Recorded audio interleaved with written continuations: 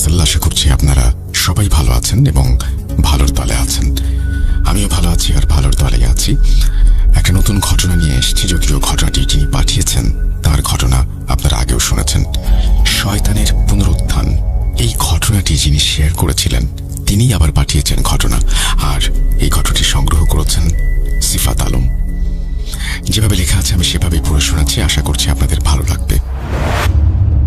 আমি আগে এসব জিনিসের বিরুদ্ধে ছিলাম। ভূত প্রেত, তন্ত্র মন্ত্র, নজর লাগা, অলৌকিক ঘটনার মতো কোনো কিছুর ওপরেই আমার বিশ্বাস ছিল না। এসব থেকে দূরে থাকলেই ভালো, এই ছিল আমার নীতিবোধ। কিন্তু প্রথমবার এই সবের সঙ্গে আমার সম্পর্ক হলো আমার এক বন্ধু আদিবের কারণে। আমার এই আদিব নামের বন্ধুকে তার আরেক বন্ধু ফাঁদে ফেলে বেশ মোটা অঙ্কের টাকা নিয়েছিল, যা সে আর ফেরত দিচ্ছিল না।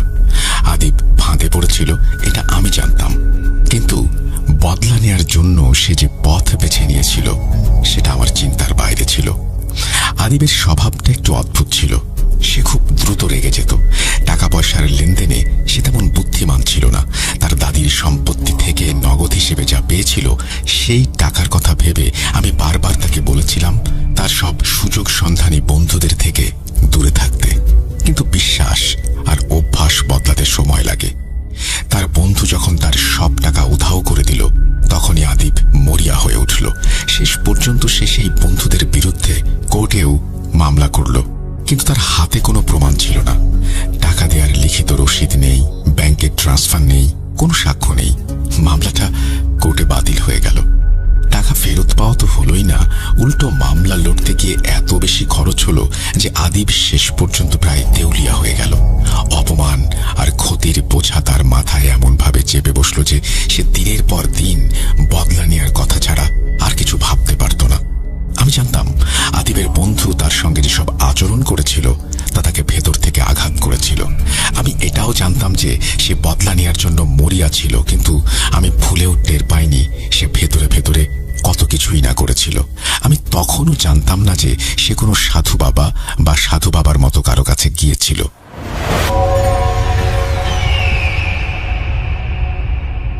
একদিনের কথা, হঠাৎ আদিব আমার বাড়িতে এলো। আমি সেদিন বিকেলে বাইরে ছিলাম। সন্ধ্যার পর খাবার খেয়ে বাড়ি ফিরেছি। এমন সময় দরজায় জোরে কড়া নাড়ার শব্দ। দরজা খুলতেই দেখি আদিব দাঁড়িয়ে, খুব অস্বস্তিতে, চোখে মুখে একটা আতঙ্ক কাজ করছে তার, কপালে ঝাপসা ঘাম। তাকে ভেতরে আসতে বললাম, কিন্তু সে যেন আমার কথা শুনতেই পাচ্ছে না। বারবার হাত দিয়ে কপালের ঘাম মুছছে, চোখ এদিক ওদিক ঘোরাচ্ছে, কথাবার্তা অসংলগ্ন। কিছুক্ষণ পর সে নিজে থেকেই বলতে শুরু করলো, ধীরে ধীরে, ভাঙা স্বরে, যেন গলার ভেতর থেকে শব্দগুলো জোরপূর্বক টেনে বের করে আনছে। সে বলল, ভাই, আমি খুব বড় একটা জটিলতায় পড়ে গেছি। নিজের অজান্তেই অনেক অদ্ভুত কাজ করে ফেলেছি। এখন এগুলো থেকে বের হওয়ার কোনো রাস্তাও চোখে পড়ছে না। তুই জানিস, সাধু বাবা আমার কথা শুনে না। আমি বেশ ব্যথিত কণ্ঠে বললাম, কি হয়েছে? কাকে সাধু বাবা বলছিস? আর ঠিক করে বলতো সব, আমি তো কিছুই বুঝতে পারছি না। তুই কি বলতে চাচ্ছিস আমি সেটা জানি না, আর শুরু থেকে না বললে বুঝবই বা কিভাবে? শুরু থেকে বল, কি বলবি? মার খুব চিন্তা হচ্ছে। তুই এক গ্লাস পানি খা, পানি খেয়ে একটা লম্বা শ্বাস নে, এরপর সব বল আমাকে শুরু থেকে। এই কথা বলে আমি তাকে এক গ্লাস পানি এনে খাওয়াই। সে পানি এমন ভাবে খেলো যেন কত বছর যাবৎ পানি নামের কোনো কিছু তার চোখেই পড়েনি। তাকে দেখে আমি স্পষ্ট বুঝতে পারছিলাম সে খুব ক্লান্ত আর চিন্তিত ছিল। তার উপর দ্রুত কথা বলছিল সে, অসংলগ্ন কথাবার্তা। আমি কিছুই বুঝতে পারছিলাম না তার সঙ্গে আসলে কি ঘটেছে, কেন এমন করছে, বুঝতে হিমশিম খাচ্ছিলাম। পরে সে শান্ত হয়ে ধীরে ধীরে পুরো ঘটনাটা বলল, আর তখনই আমি প্রথমবার যেই নামটা শুনলাম, সাধু বাবা। হ্যাঁ, সাধু বাবা। সে আমাকে যা বলেছিল তা ছিল তার সেই বন্ধুর কথা যে তাকে টাকা নিয়ে ফাঁদে ফেলেছিল। অপমান আর ক্ষতির কারণে আদিব মাথা গরম করে ফেলেছিল। সে ভেবেছিল যে করেই হোক তার বন্ধু যেন শান্তিতে থাকতে না পারে। কোর্টে যাওয়া, আবার মামলা করা, এসবের জন্য তার টাকা ছিল না। নিয়মতান্ত্রিক পথে শাস্তি দেওয়ার ক্ষমতাও নেই, তাই সে বেছে নিল অন্য পথ। একদিন বেশ ভালো তন্ত্রমন্ত্র জানেন। কারো ওপর তন্ত্রমন্ত্র বা জাদু করা থাকলে নাকি তিনি সেসবও ঠিক করে দিতে পারেন, আবার চাইলে কঠোর শাস্তিও পাইয়ে দিতে পারেন। এই কথা শুনে আদিবের মাথায় আগুন জ্বলে উঠল। সে সেদিনই সাধু বাবাকে খুঁজতে বেরিয়ে পড়ল। অনেক দিন, অনেক রাত, অনেক জায়গায় খোঁজ করেছে সে। অবশেষে তাকে পায় আদিব। তাকে পাওয়াটা মোটেও সহজ ছিল না, কিন্তু আদিব এই কঠিন কাজ করতে সক্ষম হয় শুধুমাত্র ক্রোধের কারণে। প্রথমে তার কাছে বিষয়টা যতটা সহজ মনে হয়েছিল, বাস্তবে সেটা ততটা সহজ ছিল না। তন্ত্রমন্ত্রের জগৎটা বিপজ্জনক। এখানে প্রতিটা কাজের একটা চরম মূল্য থাকে। কখনো সেই দাম টাকা দিয়ে চুকানো যায় না, কখনো শরীর দিয়ে, কখনো আত্মা দিয়ে, কখনো কোনো প্রিয় কিছুর বিনিময়ে। একবার মূল্য মিটিয়ে দিলে কাজ সহজ হয়ে যায়। সাধু বাবাও আদিবকে তার কাজের মূল্য বলেছিলেন। রাগের মাথায় আদিব রাজি হয়ে গিয়েছিল। সে বলেছিল ওর বন্ধুকে এমনভাবে শায়েস্তা করতে হবে যাতে সারা জীবনে তার শিক্ষা হয়ে যায়। সাধু বাবা তার কথা শুনে নিজের পাষণ্ড হাসিটা হেসে বললেন, তোর কাজ আমি করে দিতেই পারি, আসলে কাজটা করাই যায় না, আমার কোনো আপত্তি নেই। তবে এই কাজের পথ কিন্তু কঠোর। তোর নিজেরই অনেকটা কাজ করতে হবে, না হলে ফল মিলবে না। আর যা বলবো সেটাই করতে হবে। ভেবে দেখ কি করবি। যদি আমার কথা মেনে কাজ করিস তবে আমাকে বল, আমি তোর কাছে হাত দেব। নইলে শুধু শুধু আমার সময় নষ্ট করিস না। আদিব উভয় সংকটে পড়েছিল।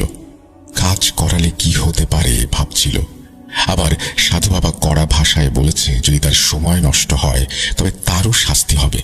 আসলে সাধু বাবা কৌশলে তাকে বাধ্যই করেছিল তাকে দিয়ে কাজ করাতে। এর পেছনে নিশ্চয়ই তার বড় কোনো উদ্দেশ্য ছিল।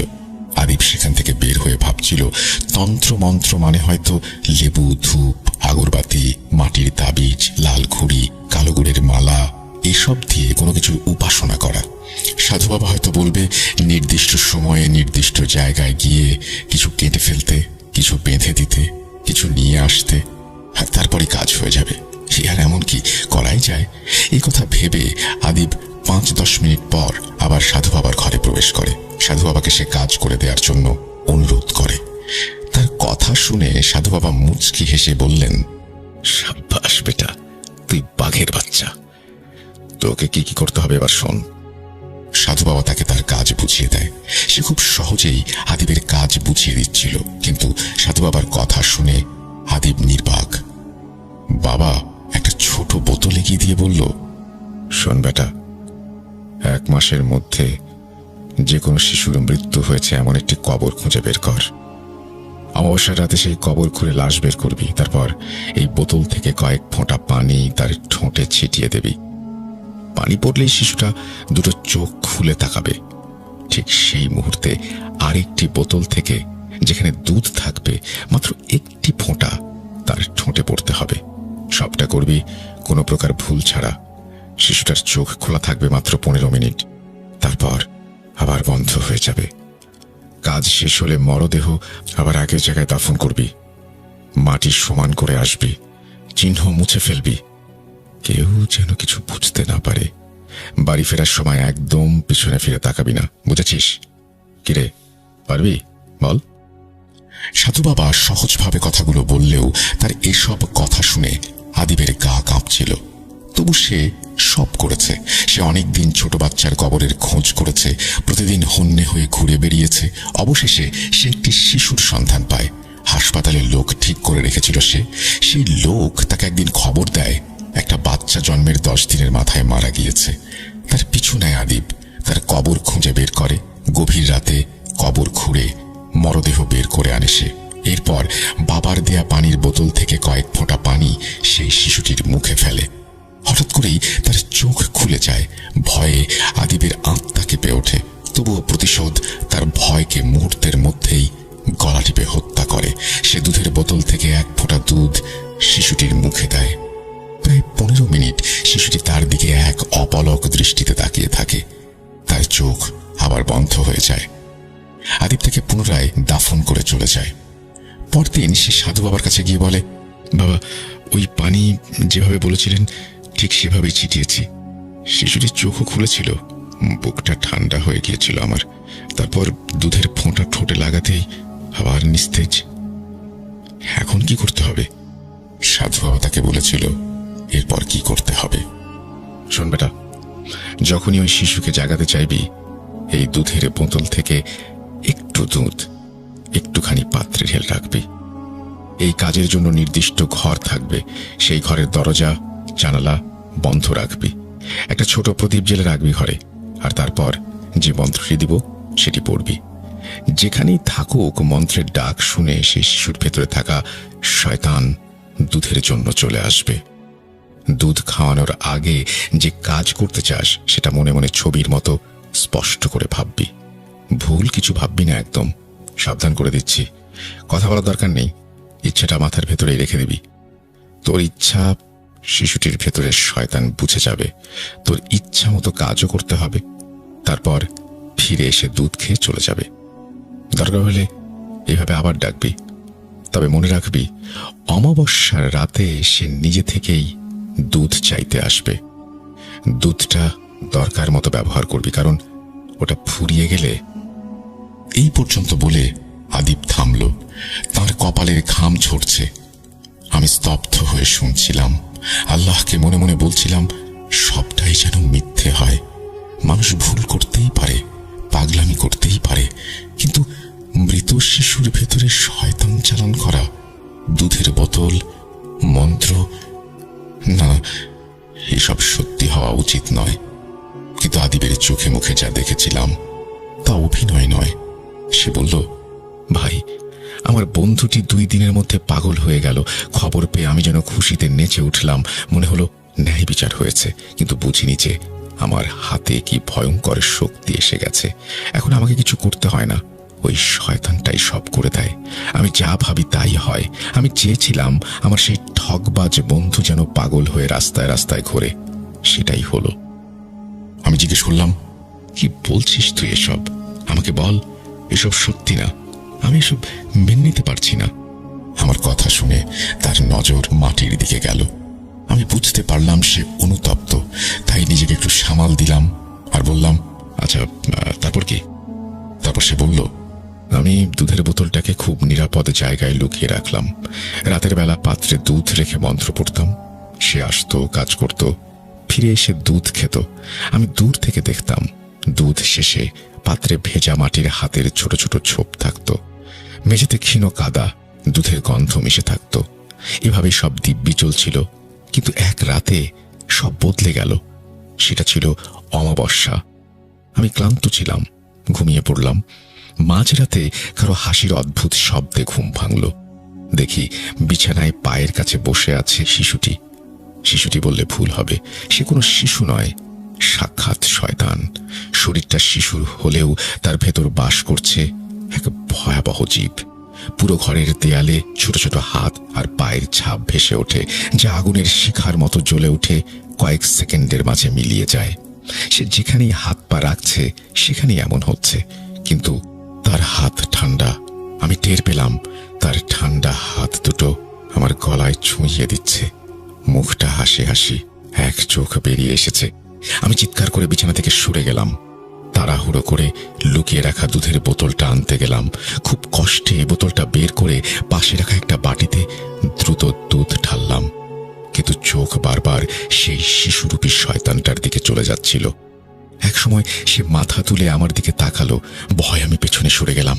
ঠিক সেই সময় ভয়ে আমার হাত থেকে দুধের বোতলটা পড়ে ভেঙে গেল। মেঝেতে দুধ ছড়িয়ে পড়ল। আমি দৌড়ে বাড়ির বাইরে চলে গেলাম। অনেকক্ষণ কাঁপতে কাঁপতে বাড়ির বাইরে দাঁড়িয়েছিলাম। প্রায় 1 ঘন্টা পর সাহস করে ঘরে ফিরে দেখি সেখানে কেউ নেই। পাত্রটা খালি।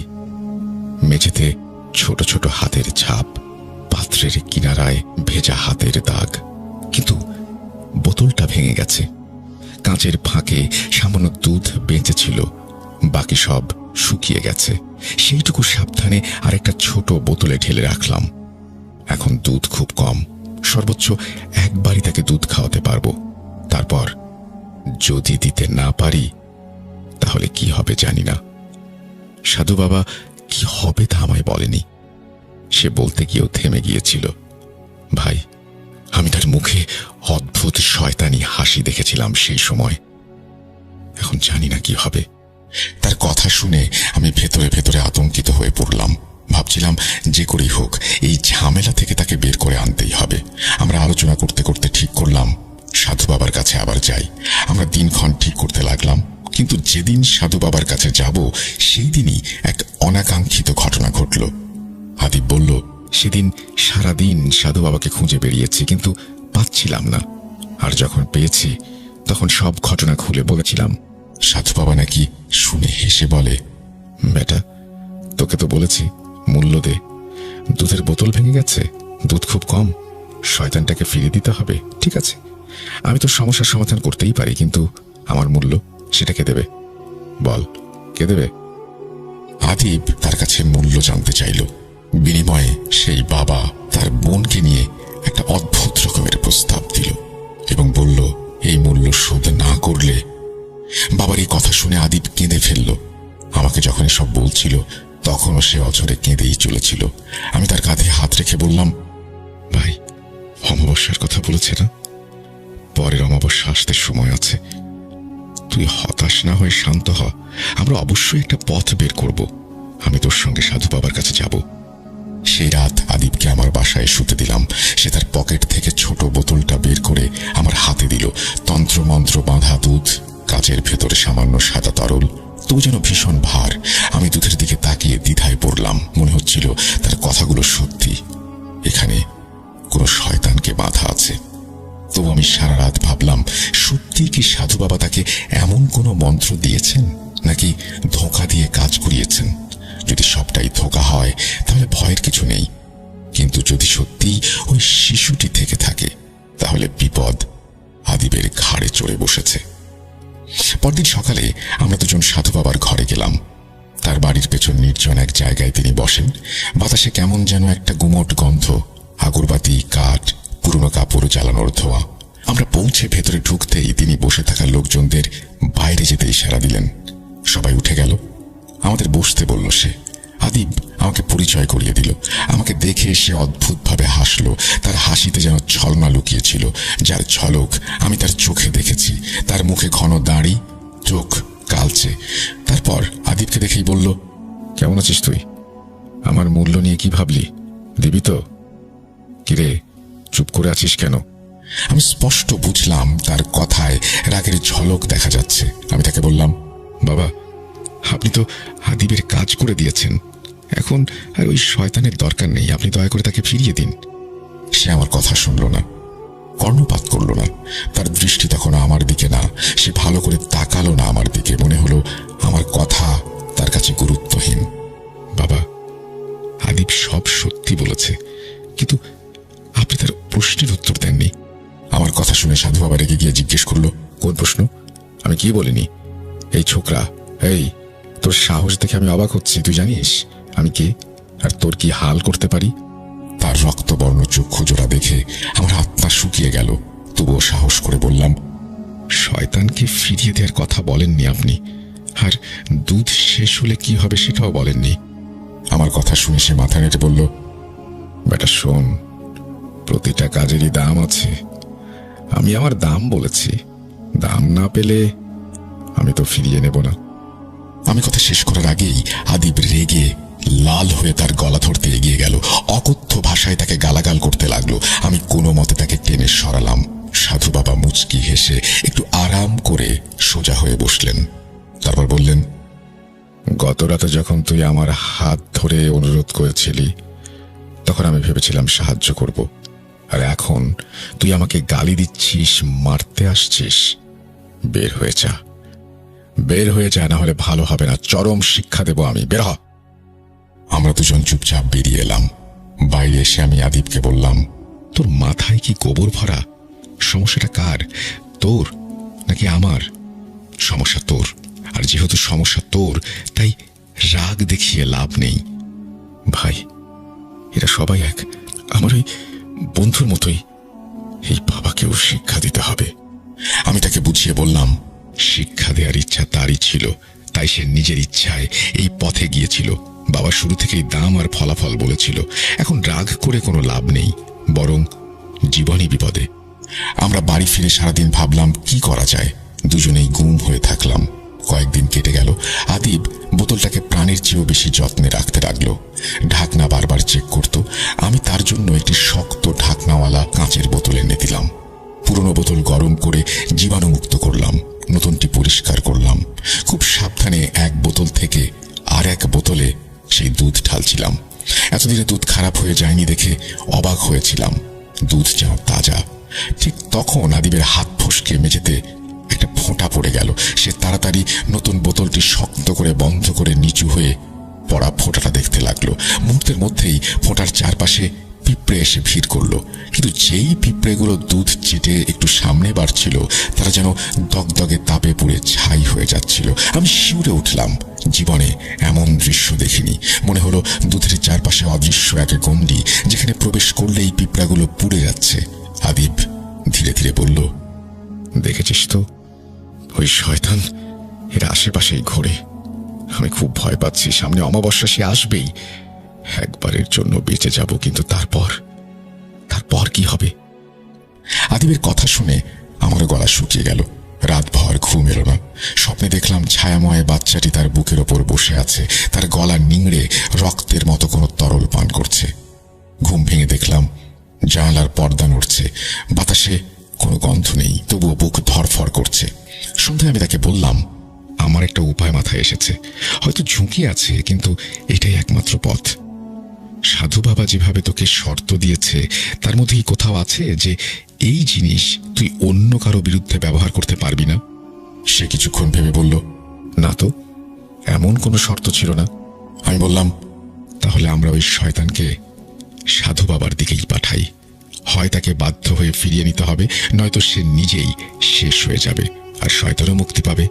এই কথা শুনে আদিব কিছুক্ষণ চুপ রইল। তারপর হালকা হাসলো আর বলল, সত্যি তো, এমন কিছু তো করা যেতেই পারে। আমরা দুজনেই জানতাম এছাড়া আর কোনো পথ খোলা নেই। সেদিন রাতেই সিদ্ধান্ত নিলাম আমরা শয়তানকে ডাকবো। রাত বাড়ছে, ঘড়িতে প্রায় 11টা। আমরা ঘরের মাঝখানে একটা বড় টেবিল রাখলাম। ছোট পাত্রে দুধ ঢেলে টেবিলের মাঝখানে রাখলাম। সব দরজা জানালা বন্ধ করলাম। এক কোণে ছোট্ট প্রদীপ জ্বালালাম। ঘরে মৃদু আলো, দেয়ালে ছায়া দুলছে।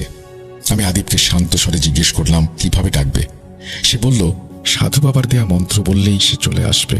যতক্ষণ না আমাদের মনের ইচ্ছা প্রকাশ না করি, সে সেটা পূরণ না করে, ততক্ষণ সে দুধ স্পর্শ করে না। বেশি অপেক্ষা করালে সে রেগে যায়। তাই যা করাতে চাই সেটাই মনে মনে ভেবে নিতে হবে।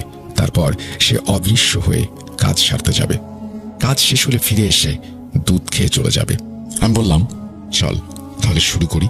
আমাকে বলিস না তুই কি ভাবছিস। সে চোখ বুজে মন্ত্র জপ করতে লাগলো। কিছু শব্দ বুঝলাম, কিছু বোঝা গেল না। শেষের অংশটা সম্পূর্ণ অপরিচিত। মন্ত্র থামতেই ঘরের তাপমাত্রা যেন একটু কমে গেল। পাত্রে সেই তরলের ওপরে হালকা কুয়াশার মতো কিছু জড়ো হলো। প্রদীপটি টিমটিম করে উঠল। টেবিলের ওপর মৃদু নড়াচড়া, যেন খুব ছোট কারো পা রাখা। আর সত্যিই খানিক পর সেই পাত্রের চারপাশে ক্ষীণ আকৃতির একটি ছায়া মূর্তি দেখা গেল। দেখলেই বোঝা যায় ছোট্ট একটি শিশুর অবয়ব। আমার বুক কাঁপতে লাগলো, হাতের তালু ঘেমে গেল। এক ঝলক তার মুখের দিকে তাকাতেই হিম হয়ে গেলাম। তবে আমার চোখের সামনে সে যত দ্রুত আবির্ভূত হচ্ছিল, তত দ্রুতই অদৃশ্য হয়ে গেল। বোঝা গেল আদিব মনেই যা ভাবার কথা ছিল ভেবে ফেলেছে। সে কাজে বেরিয়েছে।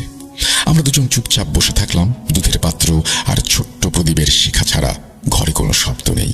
বাইরে দূরে কুকুরের ক্ষীণ ডাকে মনে হলো রাত আরো ভারী হয়ে উঠেছে। মিনিট পেরোচ্ছে। আমরা পাত্রের দিকে চোখ রেখে বসে আছি। 12টার ঘন্টা বাজার মতো মনে হলো। আমি ফিসফিস করে জিজ্ঞেস করলাম, সে কতক্ষণে সাধারণত ঘরে ফিরে আসে? আদিব বলল, গত 2-3 বার আধা ঘন্টার মধ্যে ফিরে এসেছিল। আমরা অপেক্ষা করলাম। 12:30, 1:30। সে কোথাও নেই। হাত আর পিঠে ব্যথা, তবু সোজা হয়ে বসে আছি। কথা বলা বন্ধ। 1:30, তারপর 3টা। হঠাৎ দেখি পাত্রে দুধের রং বদলে যাচ্ছে, নষ্ট হয়ে যাচ্ছে। পচা গন্ধ পুরো ঘরে ছড়িয়ে পড়ছে। আমরা কেউ নড়লাম না। মনে হলো কিছু একটা ভয়ঙ্কর ঘটছে। মনে হলো সাধু বাবা হয়তো কোনো বাধা দিয়েছিল। হয়তো তিনি আর জীবিত নেই। আর সবচেয়ে বড় ভয় ছিল, যদি শিশুটির আত্মা আবারও ফিরে আসে, এবং এবার যদি এসে দেখে যে সে যে কারণে এসেছে তার নেই বা নষ্ট হয়ে গেছে, তখন কি হবে? আমরা সেই পাত্রের দিকে তাকিয়ে থাকলাম। 3:30, 4টা, সে ফিরল না। আতিফ বলল, এর আগে কখনো এত দেরি করেনি। আমার ভেতর আশার আলো জ্বলে উঠল। হয়তো সাধু বাবা শেষ হয়ে গেছে, তার সঙ্গে সেও নিঃশেষ। সকাল 6:30 বাজতেই আমরা প্রদীপ নিভিয়ে জানালা দরজা খুললাম। নষ্ট সেই তরল পদার্থ স্পর্শ করলাম না। সিদ্ধান্ত নিলাম সরাসরি সাধু বাবার বাড়িতে যাই। দরজা বন্ধ করে বেরিয়ে পড়লাম। তার ডেরার সামনে পৌঁছেই দেখি ভিড়, অচেনা কিছু মানুষ, কয়েকজন যেন তাকে চিনত। পুলিশও আছে। আমি আদিবকে পেছনে থাকতে বললাম, নিজে ভিড় ঠেলে সামনে গেলাম। পুলিশ লাশের রিপোর্ট লিখছে। একটি কাপড়ে ঢাকা দেহ। এক ব্যক্তি বলছে, আমি এই বাড়িতেই থাকি, ওই বাবা একা ঘুমাতেন। গতরাতে হঠাৎ জোরে চিৎকার শুনে আমি দৌড়ে যাই, গিয়ে দেখি তিনি মাটিতে পড়ে আছেন নিথর। পুলিশ কাপড় সরিয়ে জিজ্ঞেস করলো, এ কি সেই সাধু বাবা? লোকটি বলল, হ্যাঁ, আমিও দেখেছি। কাপড় সরিয়ে তার মুখ দেখে আমার বুক কেঁপে উঠল। তার মুখের চামড়া জায়গায় জায়গায় ঝুলছে, এক চোখ নেই। সেই জায়গায় যেন কালো গর্ত, মাটিতে লালচে ভেজা দাগ। স্পষ্ট বোঝা গেল শিশুটির শয়তান তাকে আক্রমণ করেছে। আমি পেছনে সরে গিয়ে দীর্ঘশ্বাস ফেললাম। মনে হলো সাধু বাবা শেষ। আদিবের গলায় যেন হালকা স্বস্তি, কিন্তু ভয়ের ছায়া তখনও কাটেনি। মনে পড়ল অমাবস্যা মানেই দুধের খিদে। যদি সে ফিরে আসে, আর যদি কিছু দিতে না পারি।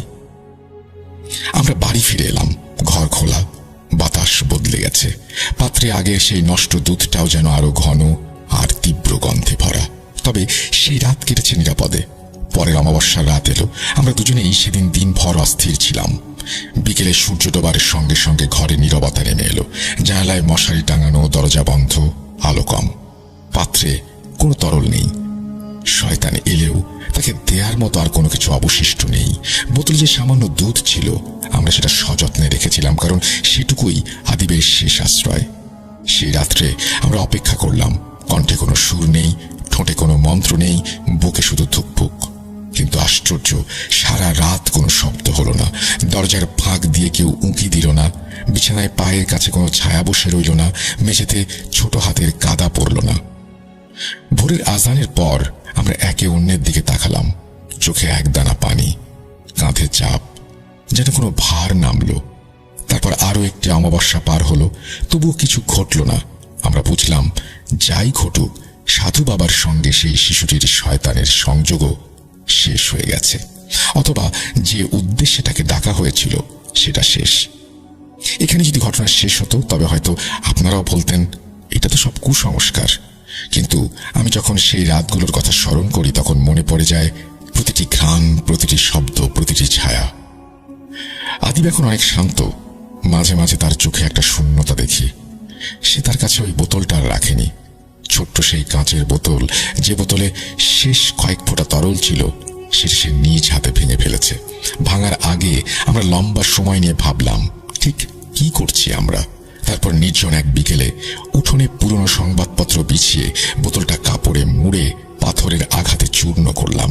যে মেঝেতে ভাঙা কাঁচ আর দুধের গন্ধ লেগে থাকতো, সেই মেঝে পরে বারবার ধুয়ে মুছে ফেললাম। গাছের ডাল ঝাড়লাম, জানলার কাঁচ পাল্টালাম, পর্দা ধোয়া হলো, বিছানার বালিশ রোদে দেয়া হলো। যেন সমস্ত ঘর থেকে সেই রাতগুলোর গন্ধ মুছে ফেলতে চাই আমরা। তবু মাঝে মাঝে বাতাসে একটা অজানা শীতলতা ঢুকে পড়ে। আমরা একে অন্যের দিকে তাকাই, কোনো কথা বলি না। আদিবের সঙ্গে আমার সম্পর্ক বদলায়নি। সে এখন আগের চেয়ে অনেক ধীর, টাকা পয়সার ব্যাপারে সতর্ক। তার চোখে এক ধরনের অনুশোচনা, যা কথায় প্রকাশ করা যায় না। আমি জানি সে শয়তানকে ডেকে নিজের শত্রুকে শাস্তি দিয়েছিল, কিন্তু সেই শাস্তি তার নিজেকেও স্পর্শ করেছে। একজন মানুষ কাউকে সাহায্য করতে গিয়ে নিজের ভেতরের মানুষটাকেই খুঁচিয়ে আঘাত করে। আমি এখনো ভাবি, সাধু বাবার মতো লোকেরা কিভাবে মানুষের দুর্বলতাকে চিনে ফেলে। আমার কথা শুনে আপনারা ভাবতে পারেন আমি কেন এত বিস্তারিত বলছি, কেন দৃশ্য, গন্ধ, নীরবতা এসবের দৈর্ঘ্য বাড়াচ্ছি। কারণ আমি চাই না কেউ ভাবুক সবটাই কোনো গল্পকারের কল্পনা।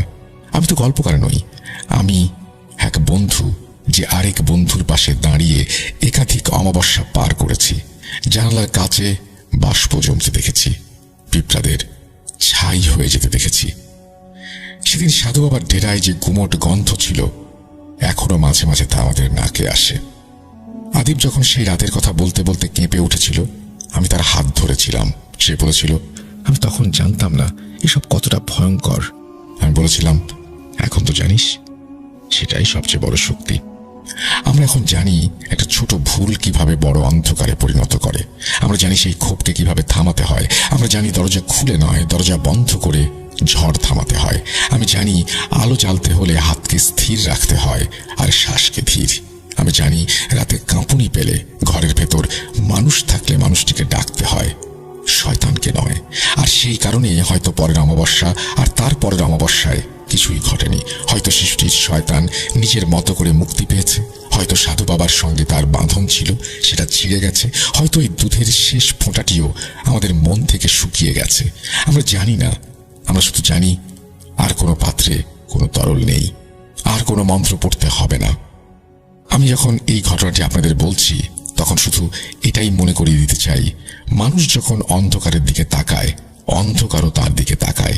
এই শিক্ষা নিয়ে আমরা বেঁচে আছি, আর সেই শিক্ষাই হয়তো আমাদের আরো একটি অমাবস্যা থেকে রক্ষা করবে। এই বলে হুজুরের পরিচিত এক ব্যক্তি ঘটনাটি শেষ করেন। খুবই অদ্ভুত ধরনের ঘটনা। আশা করছি আপনাদের ভালো লেগেছে। এখানেই শেষ করেছেন সিফাত আলম। আপনাদের সবাইকে অসংখ্য ধন্যবাদ যারা এতক্ষণ পর্যন্ত ধৈর্য ধরে এই ঘটনাটি শুনলেন। আমরা চলে যাব আমাদের পরবর্তী ঘটনায়।